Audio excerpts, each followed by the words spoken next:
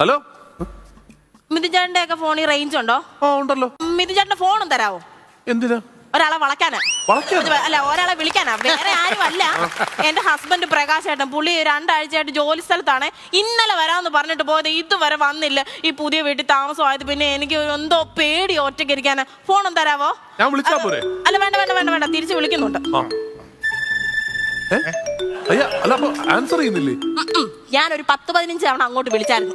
അതുപോലെ എന്നെ ഇങ്ങോട്ട് വിളിക്കട്ടെ. അല്ല, അപ്പൊ കാര്യം സംസാരിക്കണ്ടേ? ഹലോ ഹലോ, എത്ര തവണയായിട്ട് ഞാൻ വിളിക്കുക? എന്താ നിങ്ങൾക്ക് ഫോൺ എടുത്തിട്ട് മറുപടി പറഞ്ഞാൽ എന്താ? പിന്നെ ഞാൻ ജോലി സംബന്ധമായിട്ട് നിൽക്കൂല. നിങ്ങൾക്ക് മാത്രം എപ്പോഴും ജോലി.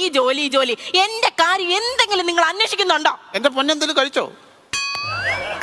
കഴിച്ചോ? നീ വാ തുറന്ന് പറയാൻ കഴിച്ചോ? എത്ര തവണ ഞാൻ കണ്ണടച്ച് കാണിച്ചു, ഞാൻ കഴിച്ചില്ല.